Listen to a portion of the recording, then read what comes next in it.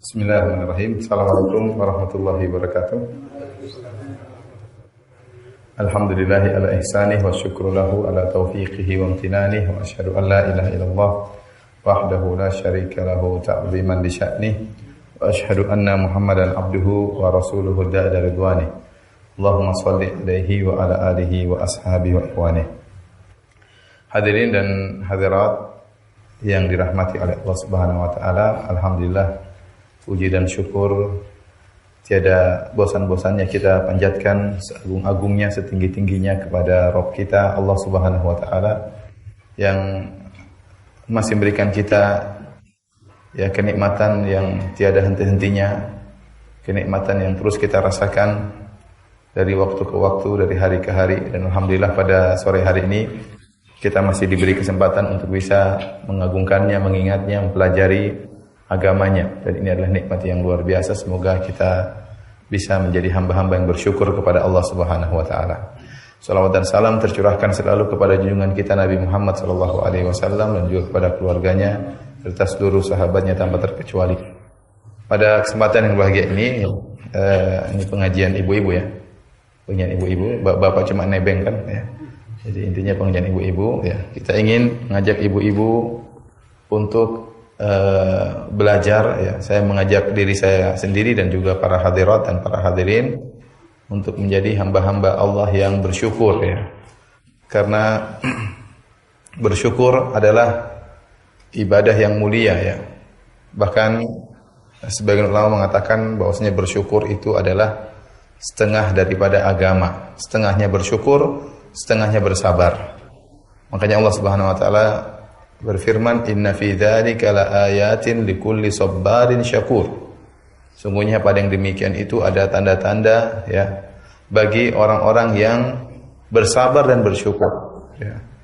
Bagi orang-orang yang bersabar dan bersyukur. Barang siapa yang ya bisa menjalankan kedua-duanya, bersyukur dan bersabar, maka telah sempurna agamanya. Oleh karenanya Rasulullah SAW bersabda, ajaban bi amril mu'min, inna amrahu kullahu khair wa laysa dzalika illal mu'min. Sungguh menakjubkan perkara seorang mukmin, seluruh perkaranya adalah baik ya, dan itu tidak terjadi kecuali kepada seorang mukmin.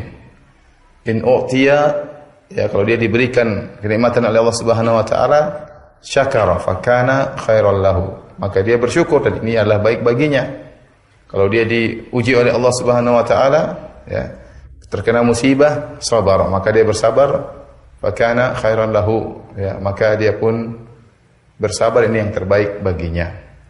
Oleh karenanya sebagaimana perkataan sebagian ulama ya, tanda kebahagiaan yaitu pada 3 perkara ya. Alamatus sa'adah, tanda kebahagiaan adalah pada 3 perkara.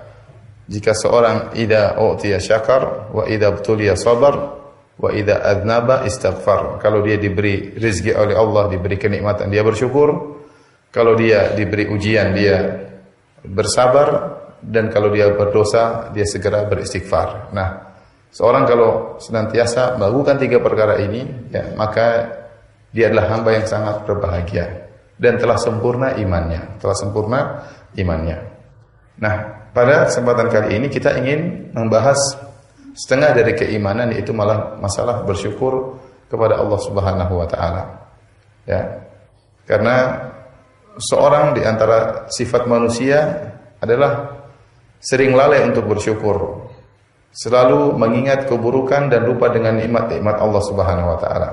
Allah Subhanahu wa taala berfirman dalam Al-Qur'an, innal insana li rabbih lakanud. Sungguhnya manusia itu ya sering berkeluh kesah kepada Rabb-nya.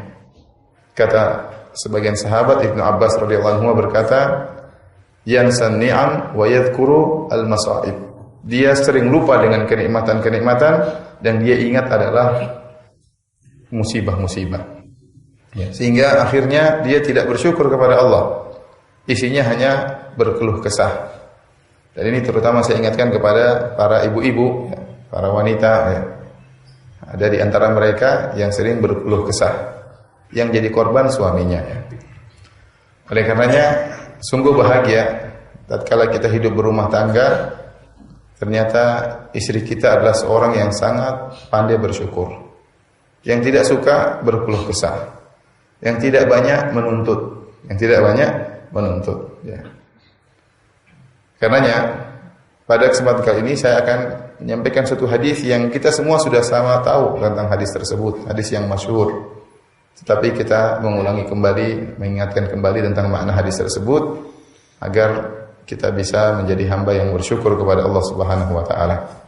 Rasulullah SAW bersabda dalam hadisnya, "Unzuru ila man asfala minkum wa la tanzuru ila man fawqakum fa innahu ajdaru alla tazdaru ni'matallahi 'alaikum." Kata Nabi SAW, lihatlah dalam perkara dunia, kata Nabi, lihatlah ke bawah, jangan lihat ke atas. Karena kalau kalian melihat ke bawah dalam masalah dunia, kalian tidak akan meremehkan nikmat yang Allah berikan kepada kalian.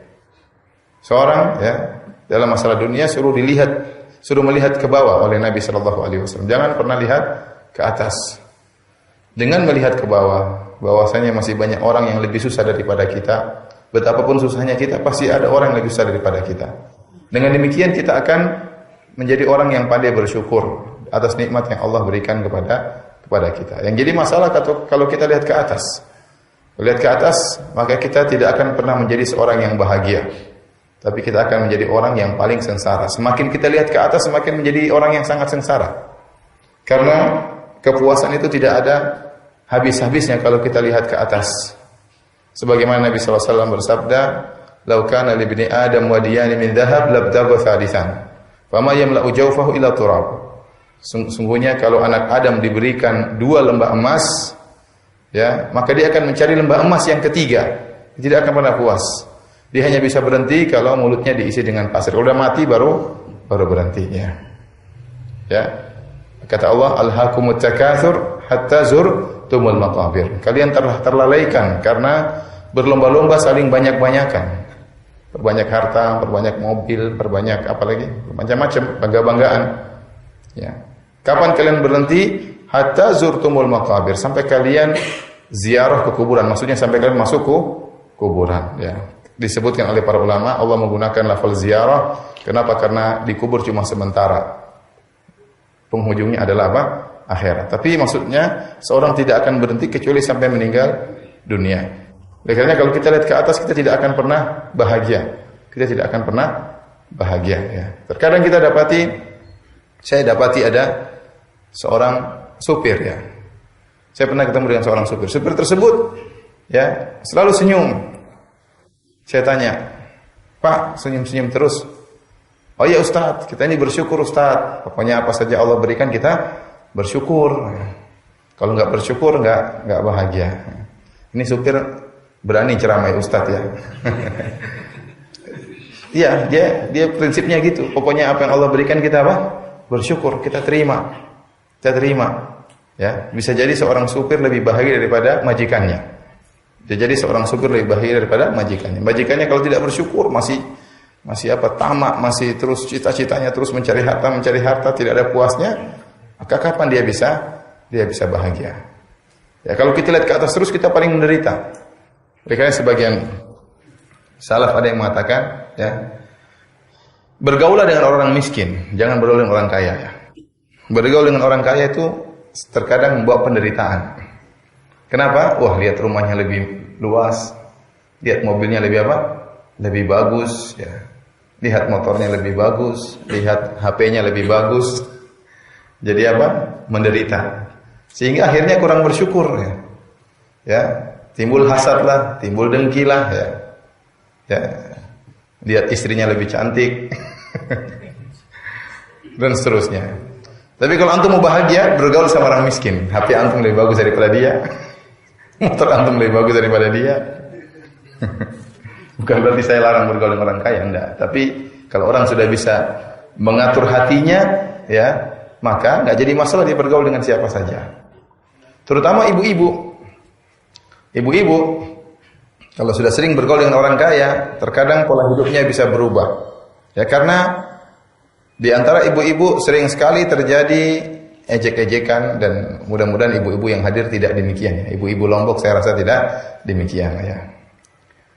Kalaupun ada mungkin cuma sedikit, ya. mungkin ya. Ibu-ibu ya sering menjadikan bahan apapun untuk saling ejek mengejek. Makanya Allah Subhanahu wa taala di antara sebagian perkataan ahli tafsir, Allah berfirman, ya ayyuhalladzina amanu la yaskhar qaumun min qaumin asa an yakunu khairan minhum wala nisaa'un min nisa'in asa an yakunna khairan minhun. Wahai orang yang beriman, janganlah sebagian kalian mengejek sebagian yang lain. Bisa jadi yang diejek lebih baik daripada yang mengejek. Wala nisa'un min nisa'in, dan jangan sampai sebagian wanita mengejek sebagian yang lain. Asa an yakunna khairan minhun. Bisa jadi wanita-wanita yang diejek lebih baik daripada wanita-wanita yang mengejek. Sebagian ulama mengatakan, lihatlah di sini Allah menyebutkan wahai orang yang beriman, jangan kalian saling mengejek. Setelah itu Allah mengkhususkan para wanita, wahai para wanita, jangan kalian saling mengejek. Jadi zikrul khas ba'dal am. Padahal wanita sudah termasuk dalam keumuman orang-orang beriman. Tetapi Allah Subhanahu wa taala mengkhususkan penyebutan para wanita, ya. Kenapa? Karena sering timbul ejek mengejek di antara mereka. Ini pendapat sebagian ulama meskipun ada yang menyelisih ya. Ya. Kenapa? Karena di para wanita sering saling mengejek. Kalau kita lihat kenyataan ini yang terjadi, ya. Dia bergaul dengan teman-temannya, kemudian ada salah seorang dari temannya mungkin bajunya itu aja yang dipakai, diejek. Ini ibu ini coba bajunya nggak pernah ganti, ya. Padahal bukannya dia nggak mau ganti, memang duitnya nggak ada, ya. Dia pakai HP nggak pernah ganti tuh, orang itu pakai HP jadul nggak pernah diganti HP jadul, ya. Mungkin dompetnya kurang bagus, jadi bahan omongan lagi, ya. Jadi banyak bahan omongan di antara ibu-ibu. Hati-hati ibu-ibu. Akhirnya apa? Kalau kita bergaul dengan sebagian orang yang suka ngomongin kita diomongin, HP kita diomongin, sendal kita diomongin, baju kita diomongin. Akhirnya kita pulang dengan jiwa memberontak. Yang kita berontak siapa? Suami kita berontak. Kenapa enggak belikan HP baru? Kenapa enggak belikan apa? Baju baru? Kenapa enggak? Malu saya ketemu teman-teman, sendal saya ini aja. Terus sendal mau berapa sendal? Kita maunya sendal ada 5. Jadi setiap pengajian ganti sendal ya misalnya. Ya, maunya dompetnya ada 5, maunya HP-nya ada 3 misalnya.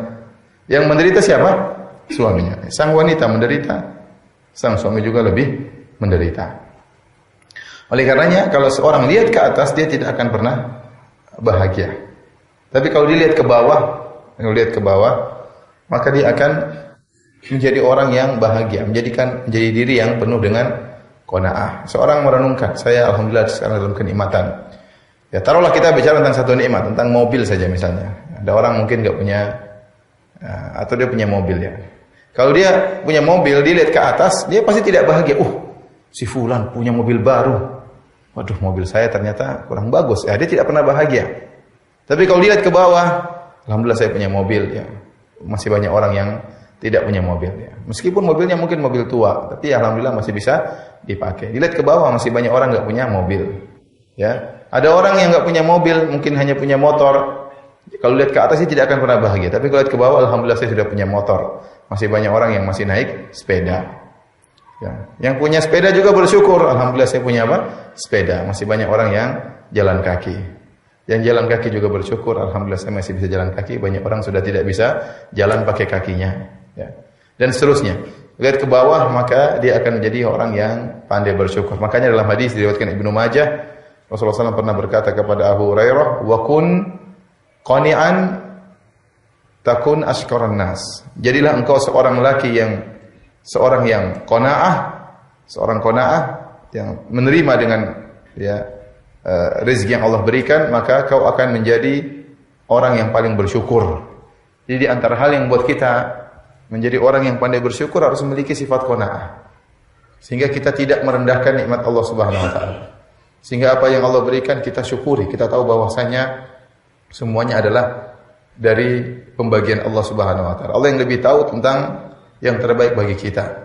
Dalam firman-Nya Allah berfirman dalam Al-Qur'an, "Ahum yaqsimuna rahmata rabbik, nahnu qasamna bainahum ma'isyatahum fil hayatid dunya." Kata Allah, kamilah yang telah membagi rezeki mereka dalam kehidupan dunia. Jadi Allah yang bagi. Allah yang bagi. Seorang salaf mengatakan, "Ta'ammaltu qaula Allah Ta'ala nahnu qasamna bainahum ma'isyatahum fil hayatid dunya." Aku renungkan tentang ayat ini, yaitu firman Allah yang mengatakan, sesungguhnya kami yang telah membagi rezeki kepada mereka dalam kehidupan mereka di dunia, Fa'alimtu annal qismata minallah. Maka saya tahu bahwasanya pembagian itu yang membagi adalah Allah Subhanahu wa taala. Bukan siapa yang bagi Allah. Ya. Maka saya pun ridha fama hasadtu ahadan ala khairin a'tahu Allah iya. Maka saya tidak pernah lagi hasad kepada orang lain setelah saya tahu ternyata yang membaginya siapa? Allah Subhanahu wa taala. Ya. Ngapain kita hasad? Kita tahu Allah yang lebih tahu yang terbaik bagi kita. Ya. Karenanya ibu-ibu yang dirahmati Allah Subhanahu wa taala, demikian juga bapak-bapak yang dirahmati Allah Subhanahu wa taala, untuk masalah dunia kita disuruh lihat ke bawah ya. Adapun sebaliknya untuk masalah akhirat kita disuruh lihat ke atas, jangan pernah puas. Kalau masalah akhirat dalam Al-Qur'an, untuk masalah akhirat kita disuruh berpacu. Dalam Al-Qur'an Allah Subhanahu wa taala berfirman, semuanya dengan lafal-lafal menyuruh kita untuk berpacu. Contohnya Allah berfirman, fastabiqul khairat. Berlomba-lomba dalam melakukan apa? Kebajikan. Suruh berlomba-lomba. Contohnya Allah Subhanahu wa taala berfirman, wasari'u ila maghfiratin min rabbikum wa jannatin ardhuha samawati wal ardu 'iddatil muttaqin. Cepatlah, kata Allah, cepatlah kalian menuju ampunan Allah dan menuju surga Allah. Disuruh cepat. Tadi disuruh berlomba, disuruh cepat. Dalam lafal yang lain kata Allah, setelah Allah menyebutkan tentang nikmat-nikmat surga, kata Allah, wa fi dzalika falyatanafasil mutanafisun. Untuk urusan nikmat surga, kata Allah, bersainglah. Jadi disuruh berlomba, suruh cepat, suruh bersaing. Itu kalau urusan apa? Akhirat. Tidak boleh kita puas dengan apa yang telah kita miliki. Lihat ke atas, makanya kita berdoa, ihdinas siratal mustaqim. Siratal ladzina an'amta 'alaihim. Ya Allah, tunjukkanlah kepada aku jalan yang lurus dalam salat kita, yaitu jalan orang-orang telah Kau beri nikmat kepada mereka. Siapa? Minan nabiyyin wasiddiqin wasyuhada, yaitu jalannya para nabi, jalannya para siddiqin, jalannya para syuhada. Disuruh lihat ke atas. Ya, jangan lihat ke bawah kalau masalah akhirat. Lihat ke atas, lihat jalannya bagaimana nabi, bagaimana syuhada. Nabi sallallahu alaihi wasallam mengatakan, fa idza sa'altumullaha fas'aluhul firdaus fa innahu 'alal jannah. Jika kalian minta kepada Allah, mintalah surga Firdaus, karena itu surga yang paling tinggi. Jadi untuk masalah akhirat kita harus jangan qanaah, suruh lihat ke atas. Suruh lihat ke atas. Kalau ada orang ya sudah bisa bahasa Arab, kita juga berusaha bisa bahasa Arab. Kalau ada orang sudah hafal juz amma, teman kita juga harus belajar juz amma. Itu yang kita disuruh berlomba oleh Allah Subhanahu wa taala. Karena dunia semua akan kita tinggalkan. Amal soleh itulah akan buat kita bahagia di akhirat kelak. Karena ibu-ibu yang dirahmati Allah Subhanahu wa taala, ya, ibu-ibu disuruh untuk berlomba, disuruh untuk ya tidak boleh puas dalam masalah akhirat. Makanya Rasulullah SAW mengatakan la hasada illa fitnatain. Tidak boleh hasad kecuali kepada dua orang. Rajulun atahu Allahu ilman aw hikmatan fa huwa yaqdi biha wa yu'allimuha. Yang pertama, hasad kepada orang yang berilmu, yang mengajarkan ilmu dan berhukum dengan ilmu tersebut. Yang kedua, hasad kepada orang diberikan harta dan dia bersedekah. Nah, kita disuruh hasad oleh Nabi SAW, disuruh cemburu. Itu ada orang punya ilmu, entah dia bisa bahasa Arab, entah dia bisa ngaji, entah dia pintar tajwid. Kita hasad sama orang tersebut. Kita lihat ada orang rajin bersedekah, kita hasad sama orang tersebut. Itu disuruh hasad. Disuruh tidak boleh qanaah kalau masalah akhirat. Dengan demikian kita terus apa? Terpacu. Maka saya nasihati diri saya dan juga para ibu-ibu dan bapak-bapak, kalau dalam hati kita terbetik suatu kebaikan, ya, jangan kita tunda-tunda, segera kita kerjakan. Ya, misalnya saya contohkan, kita lagi misalnya di bandara atau terbetik hati kita melihat ada orang mungkin tukang sapunya, tukang apanya, kok kasihan gitu, pingin beli sedekah. Sudah, jangan tunda-tunda, segera kasih duit, jangan tunda-tunda. Karena tidak tahu itu kita lagi dibukakan hati kita oleh Allah, lagi pingin kebaikan. Kita sudah dibukakan hati kita, jangan tunda-tunda, segera kita sumbang orang tersebut. Contohnya, antum lagi duduk di rumah tahu-tahu kok ingin baca Quran, segera ambil Al-Quran, jangan tunda-tunda. Antum di pagi hari tahu-tahu terbetik ingin sholat duha, maka jangan tunda-tunda, segera berwudu kemudian sholat duha. Ya. Kalau antum tunda-tunda, khawatir nanti tidak dibukakan lagi pintu hati antum oleh Allah. Artinya, ini Allah sudah bukakan pintu hati, lagi semangat beribadah, jangan tunda-tunda. Antum lagi ingin ngaji, ikut ngaji, ya. Jangan tunda-tunda. Terbetik kalau saya ingin ikut pengajian Ustaz, ingin ikut pengajian Syekh, berangkat, jangan tunda-tunda. Itulah namanya berlomba dan berusaha. Ya. Ini dalam masalah akhirat. Yang jadi masalah, problem sekarang dibalik oleh sebagian kaum muslimin. Kalau masalah akhirat mereka qanaah. Ya. Kalau masalah dunia tidak pernah qanaah. Masalah akhirat qanaah. Kamu kok enggak sholat di masjid? Saya masih mending, masih banyak orang. Saya sudah sholat, masih banyak orang tidak sholat ya. Jadi dia qanaah ya. Kamu kok sholatnya cuma seminggu sekali, cuma sholat Jumat saja. Saya masih mending, banyak orang tidak sholat. Jadi begitu. Terus kapan mau maju kalau begitu caranya? Ya. Kita bilang ya masih mending memang. Nerakamu masih mending daripada nerakanya dia. Sama-sama masuk neraka, ninggalin sholat. Ya. Karenanya kalau masalah akhirat kita jangan pernah. Tapi masalah dunia, agar kita menjadi orang yang bersyukur, hendaknya kita selalu bersifat untuk bisa qanaah. Semakin kita qanaah, semakin bahagia. Semakin qanaah, semakin bahagia dan semakin bisa pandai bersyukur kepada Allah Subhanahu wa taala ya. Ingat perkataan Imam Syafi'i rahimahullahu taala ya. Idza ma kunta dza qalbin qanu'in fa anta wa malikud dunya sawa'u. Kalau engkau memiliki hati yang qanaah, sungguhnya kau dan raja adalah sama ya. Adalah sama ya. Ya. Raja kenapa dia memiliki harta yang banyak, membuat istana yang besar, membuat ya banyak yang dia beli harta. Kenapa? Dia ingin bahagia, dia ingin mencapai qanaah. Nah, Anda tidak mesti jadi raja untuk bahagia. Kapan Anda mendapatkan qanaah, maka Anda telah bahagia. Terima dengan apa yang Allah bagikan kepada Anda dari rezeki. Bukan berarti kita tidak bekerja, tidak, kita bekerja, kita tetap berusaha, tapi apa yang Allah berikan kepada kita, kita syukuri.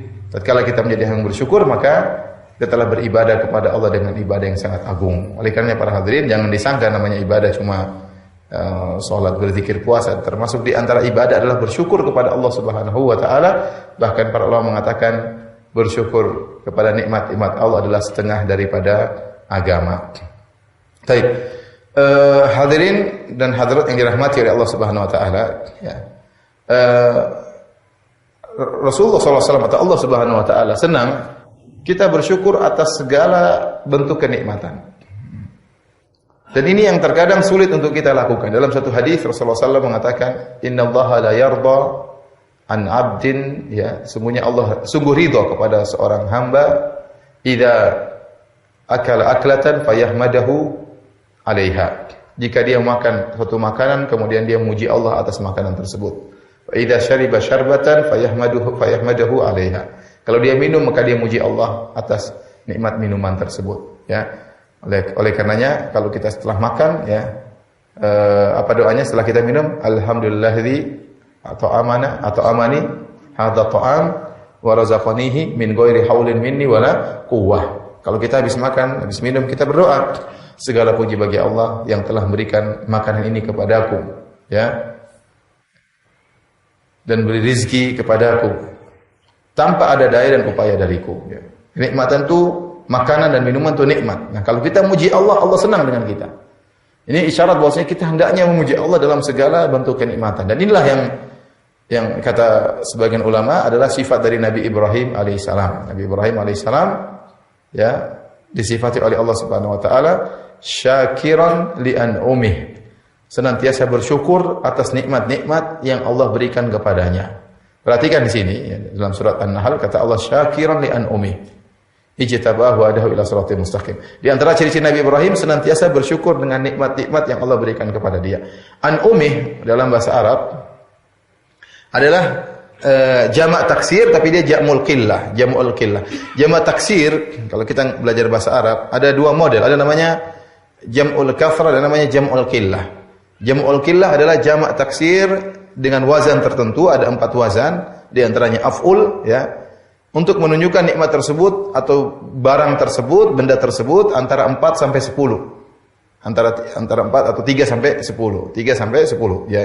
Kalau kita ingin menjamak sesuatu yang ternyata jumlahnya tidak lebih dari 10, maka kita menggunakan wazan jam'ul qillah. Itu jamak sedikit, yang menunjukkan sedikit. Jadi kata Asy-Syaukani rahimahullah dalam kitabnya Fathul Qadir, lihatlah Ibrahim alaihissalam ternyata dia bersyukur kepada Allah atas nikmat-nikmat yang sedikit, dia bersyukur. Nah, atas nikmat yang besar tentu lebih utama dia syukuri.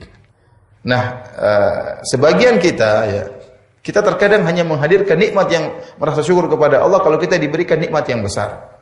Sering nikmat-nikmat yang menurut kita sepele ya, kurang kita syukuri ya. Seakan-akan kalau kita hari ini alhamdulillah bisa bernapas, hari ini bisa bangun lagi dari tidurnya, alhamdulillah hari ini mungkin bisa berbincang-bincang, masih bisa melihat, masih bisa mendengar, seakan-akan itu sudah tugasnya Allah memang kasih kita seperti itu. Padahal itu nikmat.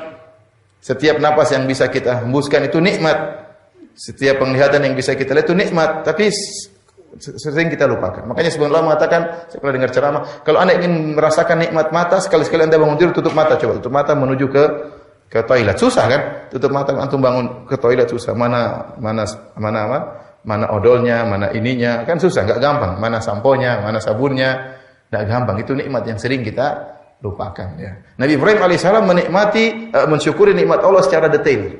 Dia bersyukur kepada Allah Subhanahu wa taala bahkan terhadap nikmat-nikmat yang kecil atau sedikit atau yang dianggap sedikit. Nah, itu menunjukkan kesempurnaan dalam bersyukur kepada Allah Subhanahu wa taala. Karenanya Allah Subhanahu wa taala menyuruh kita untuk mengingat-ingat nikmat. Kata Allah Subhanahu wa taala, "Wa amma bi nikmati rabbika fahaddits." Adapun atas nikmat-nikmat Rabbmu maka sebut-sebutlah.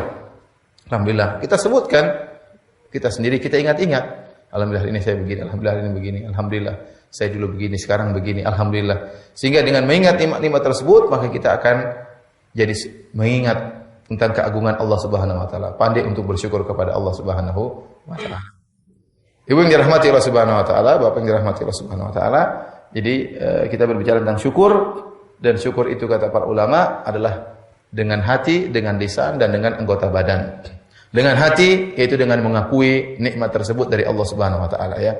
Tadi jangan sampai kita berkeluh kesah terus ya, sebagaimana perkataan sebagian salaf, seorang hanya mengingat keburukan dan lupa dengan kebaikan.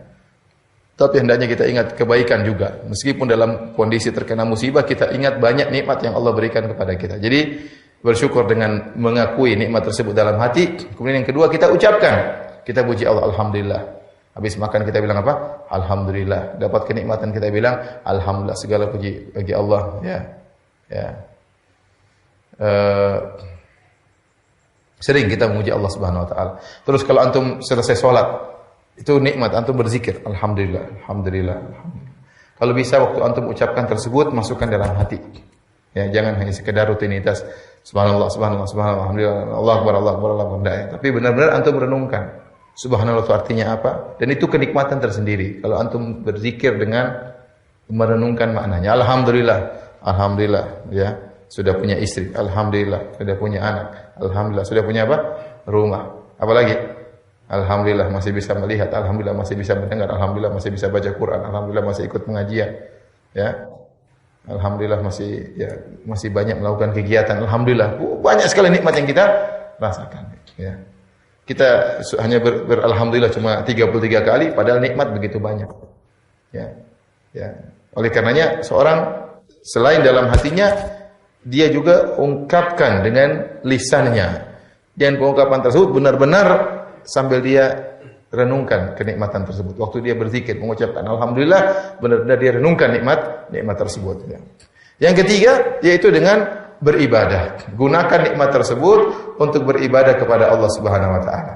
Oleh karenanya Allah Subhanahu wa taala berfirman kepada Nabi Sulaiman alaihissalam tatkala Allah sebutkan tentang nikmat-nikmat yang Allah berikan kepada Nabi Sulaiman yang luar biasa, bisa menguasai angin, menguasai jin. Jin bekerja untuk Nabi Sulaiman. Kerajaan yang luar biasa yang tidak pernah diberikan oleh Allah kepada Nabi setelah Nabi Sulaiman. Nikmat yang luar biasa. Setelah itu Allah berkata, "I'malu ala Dawud syukra wa qalilun min ibadiyas syakur." Kata Allah, hendaknya kalian beramal wahai keluarga Daud, wahai Sulaiman, anaknya Daud alaihissalam. Beramallah kalian sebagai bentuk syukur kepada Allah. Wa qalilun min ibadiyas syakur. Dan hanya sedikit dari hamba-hambaku yang bersyukur. Nah, di antara bukti kita bersyukur kepada Allah selain kita akui dalam hati kita, selain kita ungkapkan dengan lisan kita, di antara bukti syukur adalah banyak beribadah kepada Allah Subhanahu wa taala. Makanya Nabi SAW salat sampai kaki beliau bengkak.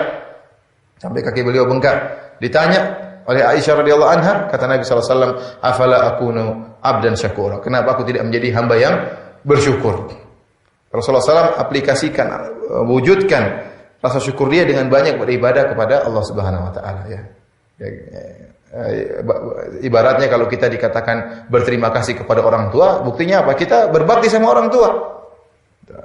Kita ingin menyenangkan orang tua, kita berbuat yang sebaik-baiknya kepada orang tua. Nah, kalau kita ingin dikatakan bersyukur kepada Allah, berbakti kepada Allah dengan banyak ibadah, karena Allah suka hambanya yang beribadah. Dan saya ingatkan kepada ibu-ibu dan bapak, zaman sekarang ini adalah zaman yang membuat kita ya, terlalu banyak berita, terlalu banyak kesibukan yang sering buat kita lalai untuk beribadah. Sering buat kita lalai untuk beribadah ya.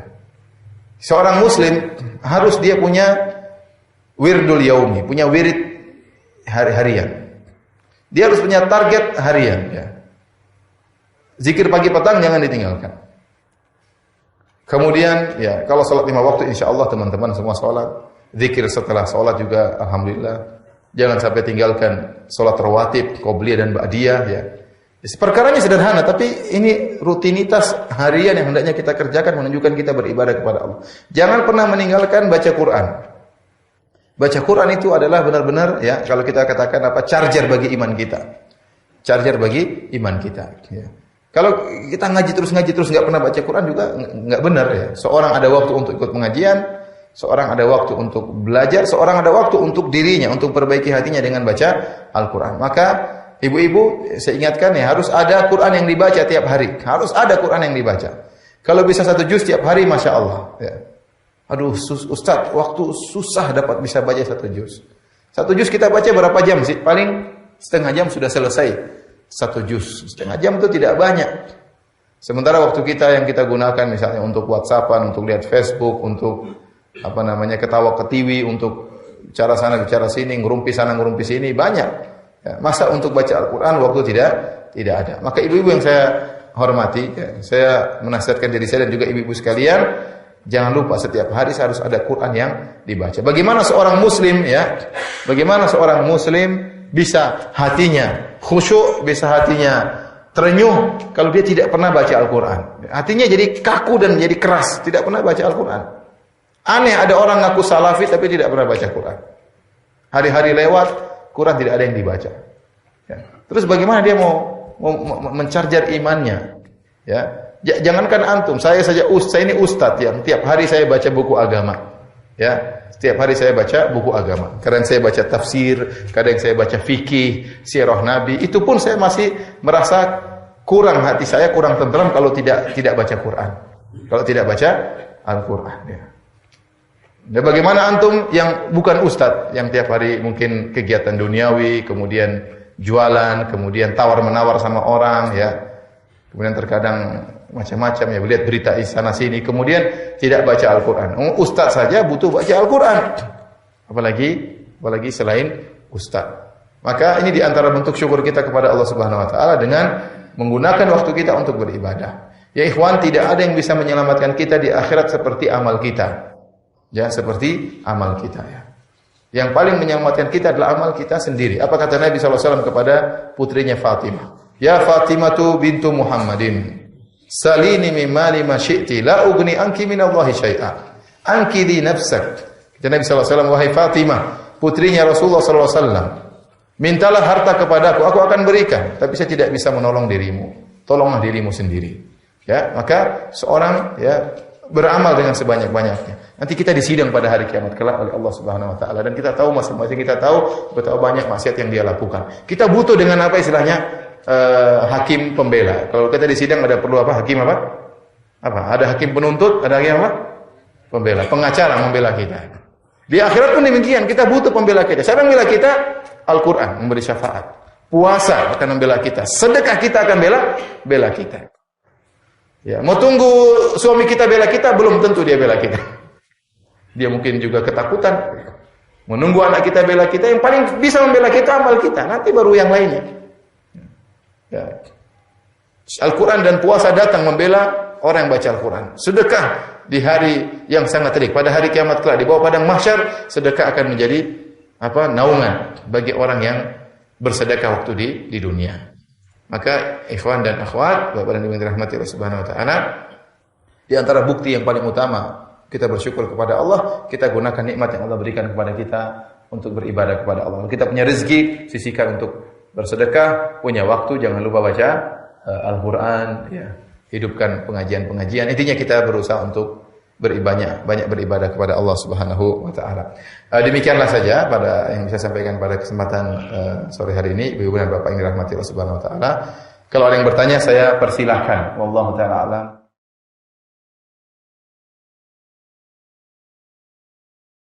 Boleh, ada orang tua meninggal dunia, entah dia waktu sebelum meninggal ada niat haji atau tidak, maka sang anak ingin berbakti kepada orang tuanya, maka dia boleh menghajikan orang tuanya. Atau dia tidak mampu, maka dia nelpon temannya yang tinggal di Mekah atau di Madinah, tolong hajikan orang tua saya, nanti saya kasih ongkosnya. Maka tidak mengapa, ya. Tidak, ini ijma ulama bahwasanya hal itu bermanfaat, ya.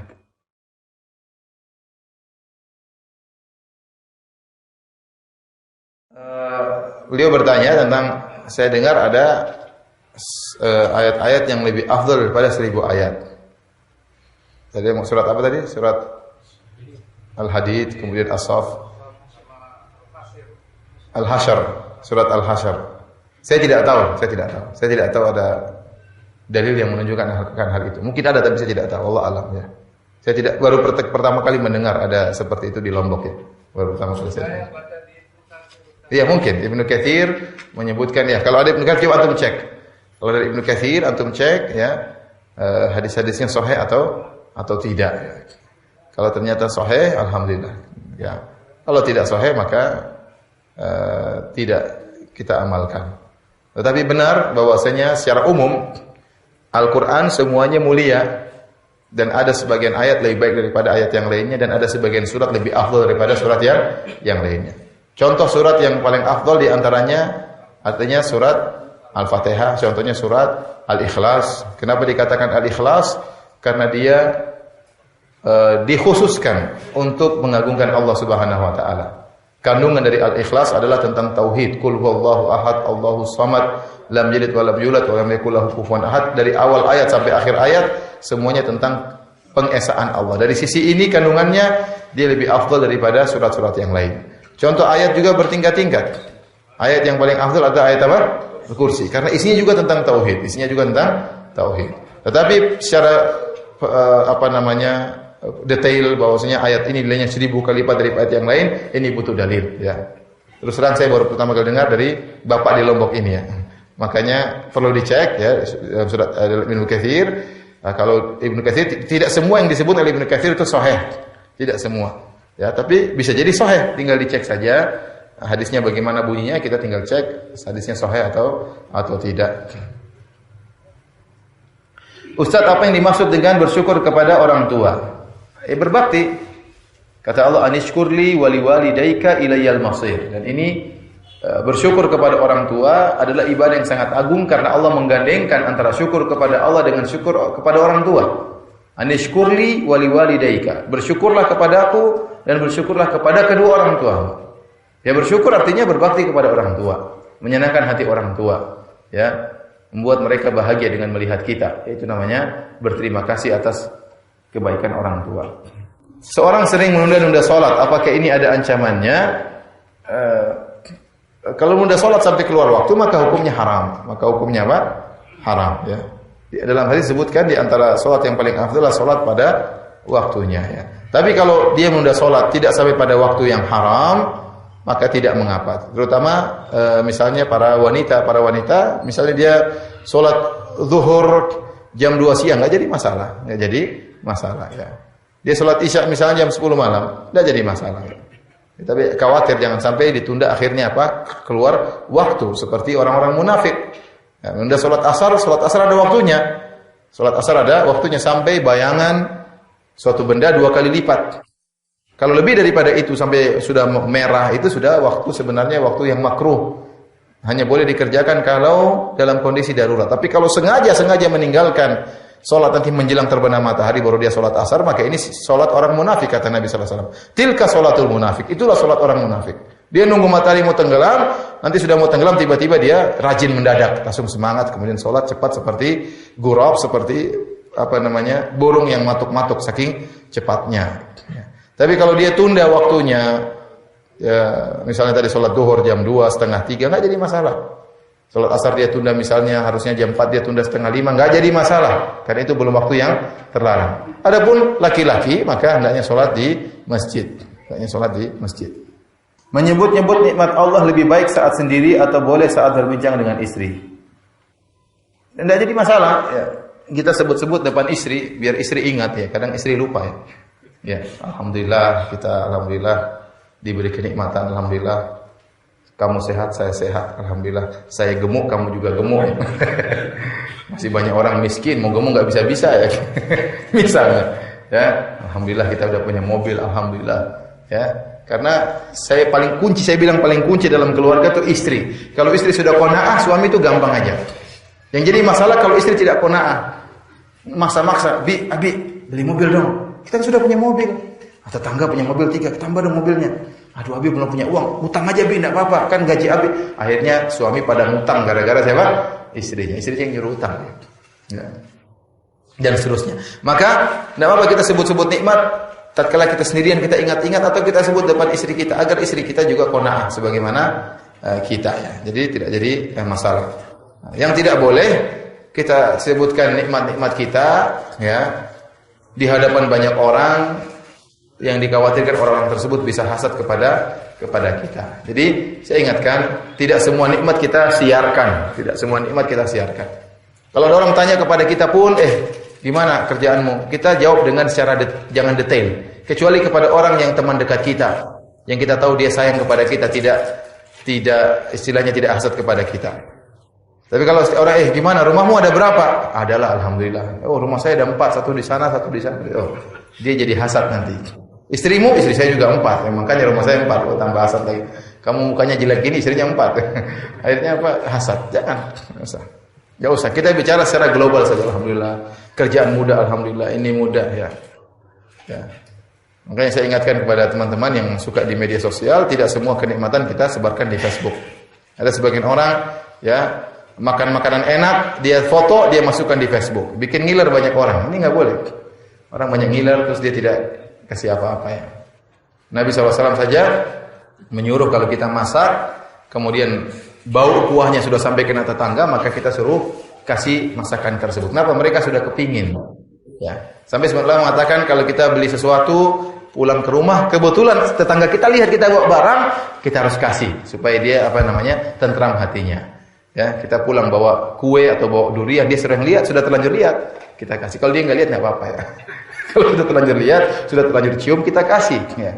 Ini kita sudah makan enak, masukkan di Facebook, kemudian kita nggak kasih apa-apa sama teman-teman kita ya.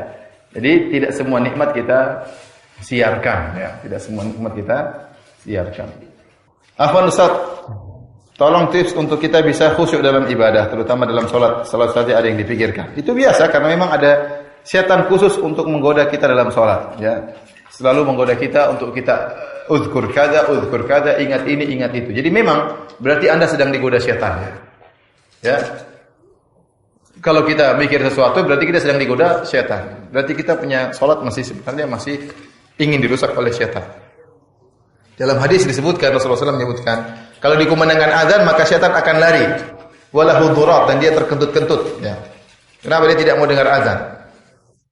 Kemudian setelah azan selesai dia balik. Ada qomat, dia kabur lagi. Habis qomat selesai, dia balik lagi. Kemudian dia berkata kepada orang yang sholat, uzkur kada, ingat ini, ingat itu, ingat ini, ingat itu. Sehingga dia banyak mengingat perkara-perkara yang dia lupakan sebelum sholat. Ya. Maka di antara hal yang membantu kita untuk khusyuk dalam sholat, banyak hal. Tapi di antaranya, kita yakin bahwasanya tatkala kita sedang sholat, Allah sedang melihat kita sholat. Ya. Anta'budallaha ka'annaka tarahu fa in lam takun tarahu fa innahu yarak. Engkau beribadah kepada Allah seakan-akan engkau melihat Allah. Kalau kau tidak bisa melihat Allah, yakinlah Allah sedang melihatmu. Ya. Kita wa taqallubaka fi sajidin. Ya, alladhi yaraka hina taqum. Kata Allah, bertawakkallah engkau kepada Allah yang melihat engkau tatkala kau hendak berdiri salat. Kita berdiri salat, Allah lihat. Wa taqallubaka fis sajidin. Kalau kau sedang sujud bersama orang yang sujud, Allah lihat. Kita bayangkan kalau kita sedang salat kemudian kita di shooting atau siaran langsung, kita salatnya pasti khusyuk kan? Karena siaran langsung ya, banyak orang lihat, waduh, kita sedang dinilai oleh orang. Nah, sekarang waktu kita salat, hadirkan dalam hati kita bahwasanya Allah melihat apa yang sedang kita dalam hati kita. Kita sedang berbicara dengan Allah. Makanya Rasulullah SAW mengatakan kalau kita sedang salat, fa innahu yunaji Rabbahu. Sungguhnya dia sedang berbincang-bincang dengan Allah. Maka jangan sampai dia kemudian malingkan wajahnya, malingkan hatinya. Kalau ada orang di depan kita bicara, kita enggak perhatikan dia, ini namanya tidak sopan. Waktu kita sedang berhadap Allah, kita tunduk ke bawah, hati kita jangan kita palingkan dari Allah. Dan pasti kita terpalingkan, setan datang mengajak hati kita mikir macam-macam, mikirkan perdagangan, pergi kemana, kembalikan hati kita. Kalau kita sadar pikiran kita kemana-mana, segera kembalikan.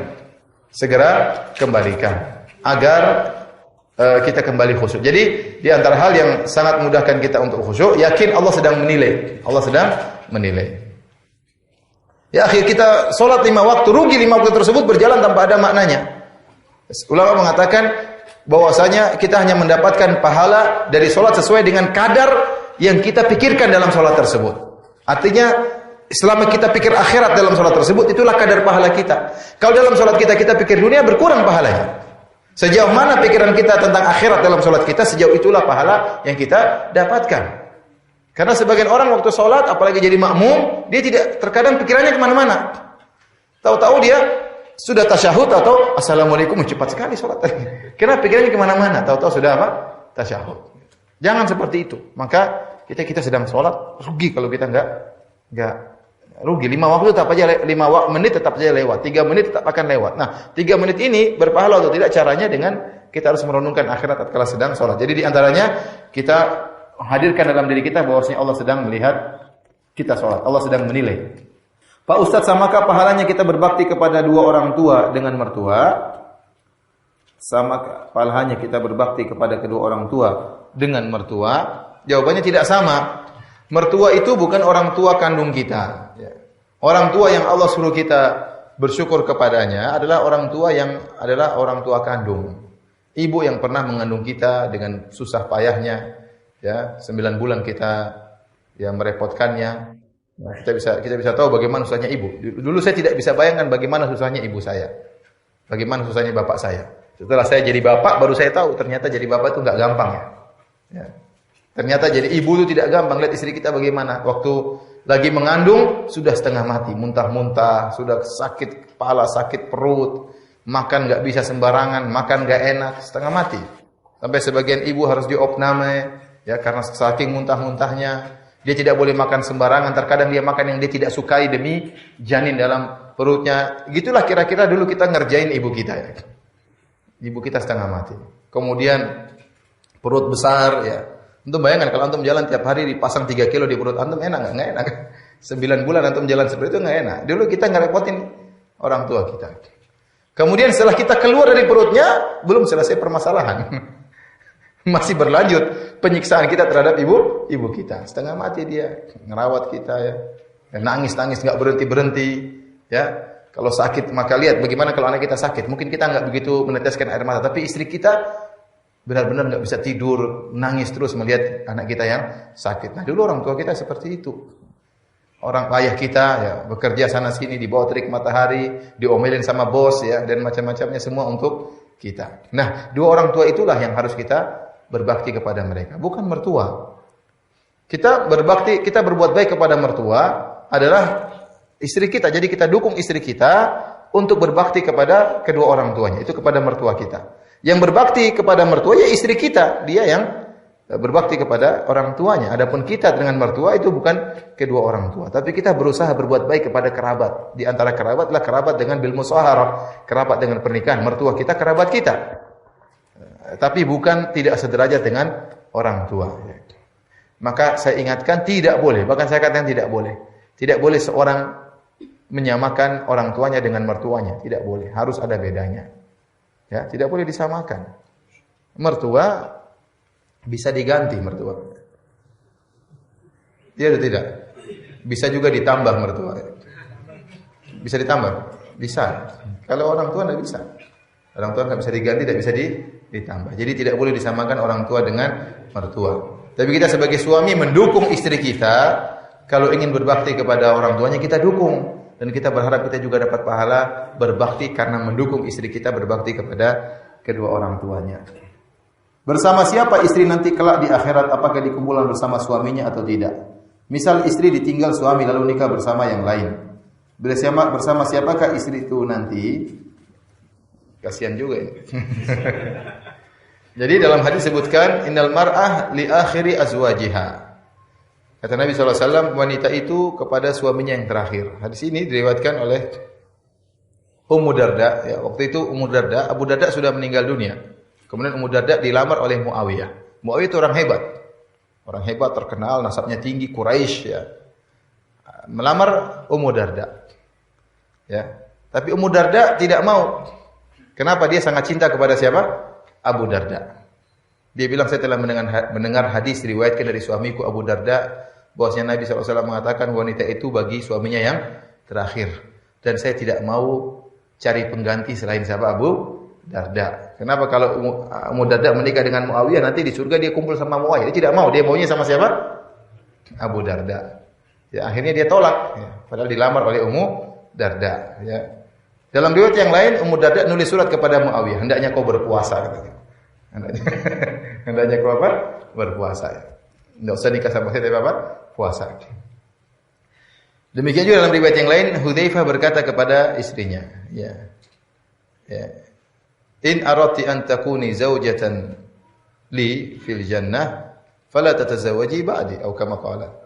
Kalau dia mengatakan, kalau kau ingin aku jadi suami di surga, maka kau jangan nikah lagi setelah aku meninggal. Nah, ini dalil bahwasanya wanita itu bagi suaminya yang terakhir. Sekarang kasusnya beda. Kasusnya wanita ini ditinggal sama suaminya, berarti sudah cerai dong. Kalau belum cerai, enggak jadi masalah. Dia nikah lagi sama perempuan lain, enggak jadi masalah. Nanti ketemu lagi di akhirat. Tapi kalau sudah diceraikan, berarti statusnya bukan lagi apa? Istrinya. Ustaz, terus gitu saya masuk surga enggak ada suami dong? Ada pasti ya.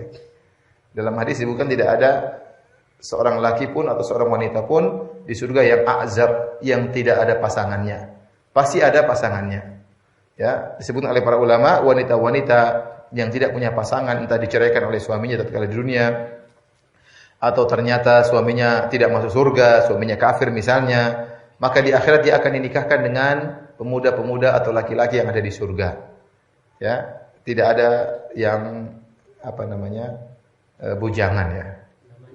Apakah maksud dari hadis Rasulullah SAW kebanyakan penduduk surga orang-orang yang miskin? Benar. Kata Rasulullah SAW, "Ittala'tu 'alal jannah fa wajadtu aktsara ahliha al-fuqara." Aku melihat surga dan aku dapati kebanyakan penghuninya orang-orang apa? Miskin. Bukan berarti orang kaya tidak ada, orang kaya juga ada, tapi tidak sebanyak orang miskin.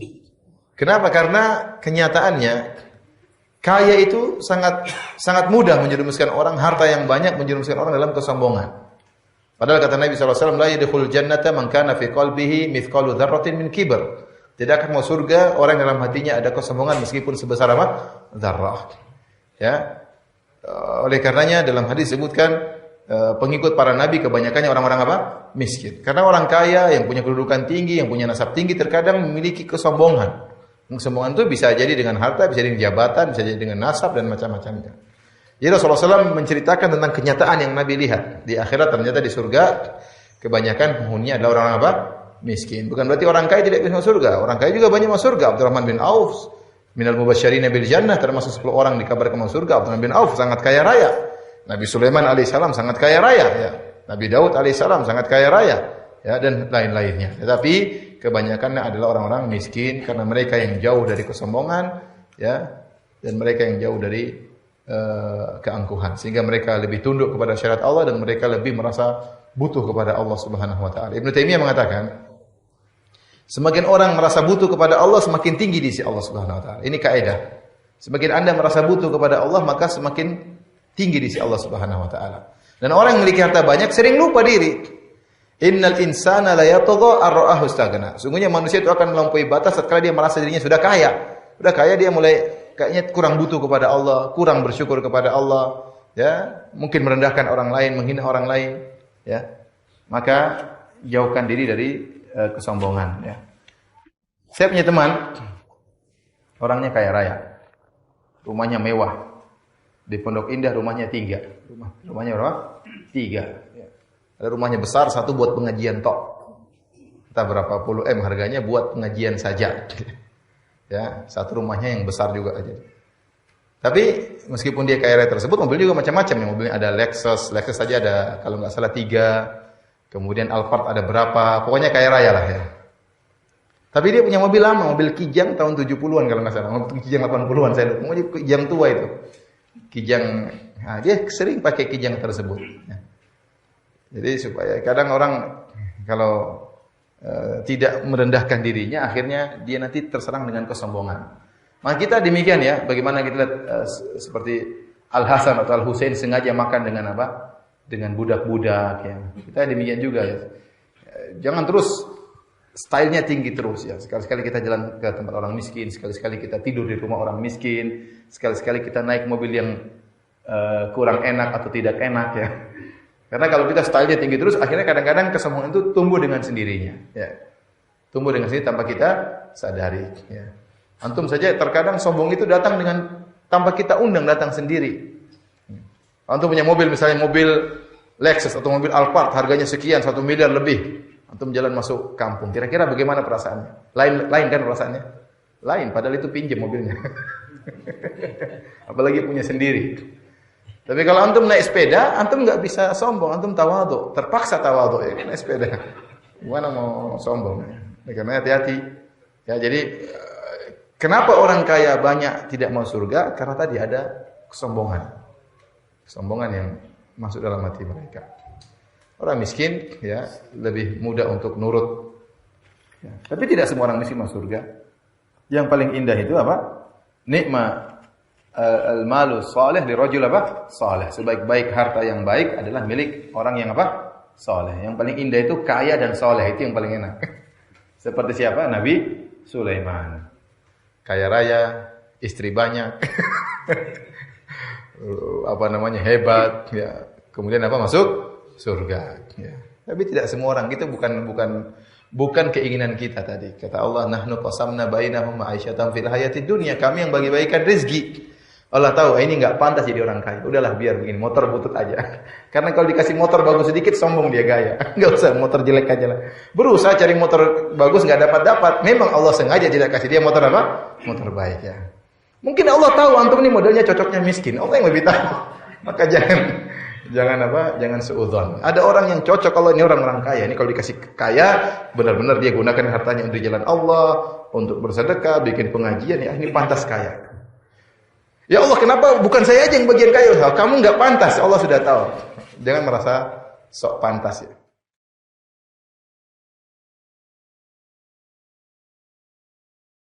Pertama, benar dalam hadis telaga bahwasanya akan ada orang-orang diusir.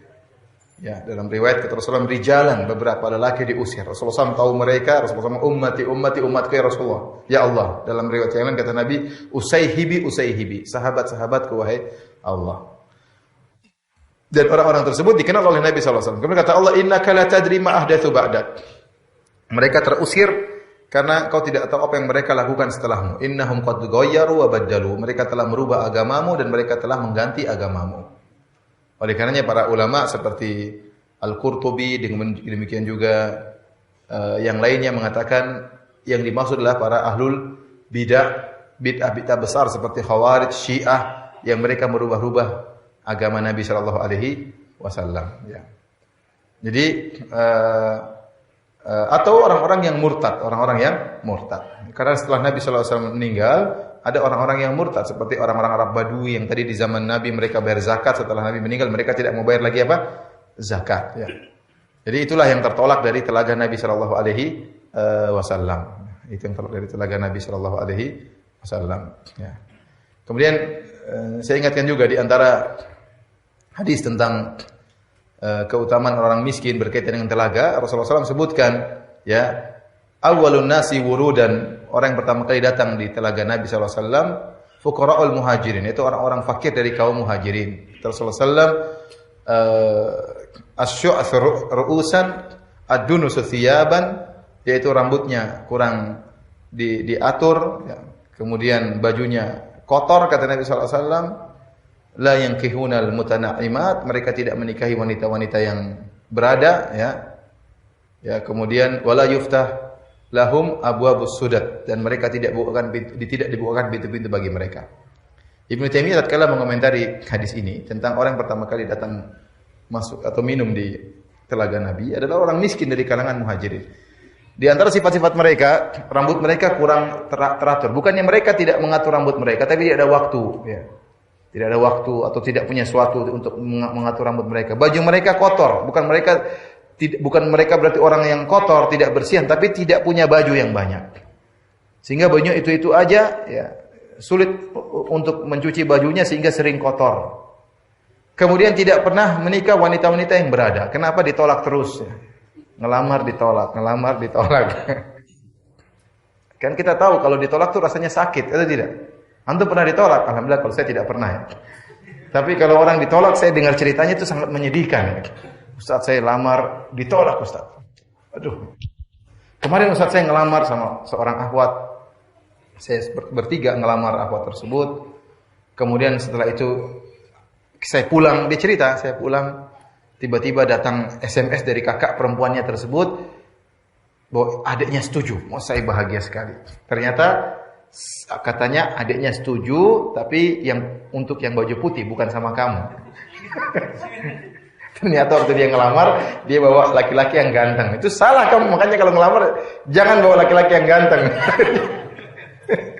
Nasib ya.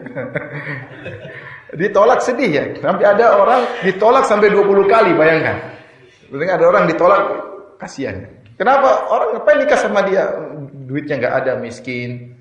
Kemana sifat mereka lah yang kehunan mutana'imat. Mereka tidak pernah menikah wanita yang berada. Menikah dengan wanita yang miskin pula, yang rendah. Kemudian wala yuftah lahum abwabus sudat, dan mereka tidak pernah dibukakan pintu oleh mereka. Kalau ngetuk pintu ditolak, tidak diterima pertemuannya. Kenapa? Ini siapa mau di udah. Ya, ataupun kalau diterima dia bertamu, tidak dianggap. Tidak dianggap, dan tidak dianggap itu paling enggak enak ya, ikhwan. Kita kalau tidak dianggap paling tidak enak. Tidak diperhatikan itu paling tidak enak ya. Paling tidak enak. Ternyata orang-orang ini yang pertama kali minum di telaga Nabi sallallahu alaihi wasallam. Kata Ibnu Taimiyah, kenapa? Karena mereka orang miskin, di antara keadilan Allah Subhanahu wa taala, Allah ingin mereka yang pertama kali merasakan kenikmatan. Orang kaya kenapa ditunda, enggak apa masuk surganya. Orang miskin yang harus lebih dahulu merasakan kenikmatan ya. Sama dalam hadis kata Rasulullah SAW, inna fuqara ummati yadkhulul jannah qabla al-aghniya bi 500 am. Sungguhnya orang-orang miskin dari umatku masuk surga 500 tahun sebelum orang orang kaya. Orang miskin ini lebih dahulu masuk surga. Kenapa? Dia lebih butuh untuk segera merasakan kenikmatan yang selama ini di dunia tidak bisa dirasakan. Maka lebih dahulu dimasukkan dalam surga. Orang-orang kaya nyusul, kamu nanti aja, kamu sudah sering enak di dunia, belakangan. Tunggu 500 tahun ya.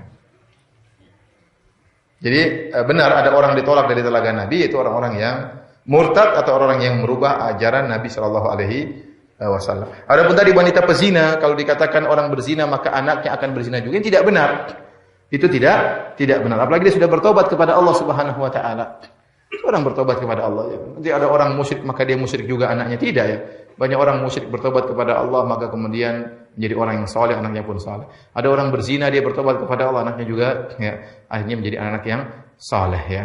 Kata Nabi sallallahu alaihi wasallam, at-taibu minadz-dzam kaman la dzamba lahu. Seorang yang bertobat kepada Allah dari suatu dosa seperti tidak ada dosanya. Maka tidak ada kelaziman seperti itu. Dia sudah bertobat kepada Allah, berusaha jaga anaknya. Jangan sampai terjerumus dengan apa yang pernah dia terjerumus di dalamnya.